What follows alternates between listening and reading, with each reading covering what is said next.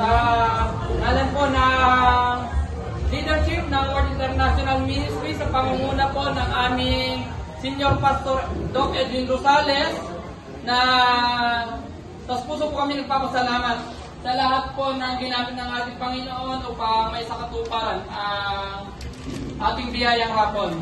Ang aming Diyos na dakila at banal, muli po kami po ay nagpapasalamat sa biyayang ito na nasa harapan namin. Nagpapasalamat po kami sa lahat ng ginamit mong tao upang maging daluyan ng iyong pagpapala para sa mga biyayang hapon na ito. Amin pong dalangin at pinagpapasalamat sa iyo ang kanilang buhay, ang kanilang mga hanap buhay, ang kanilang mga negosyo at trabaho. Patuloy mo po itong pagpalain upang patuloy na maging daluyan ang iyong pagpapala para sa mga nangangailangan at para po sa iyong kaluguran o aming Panginoon. Kaya po maraming salamat at tunay na isang kagalakan po na nagse-celebrate kami ngayon dahil sa tukdulang biyaya mo o aming Panginoon.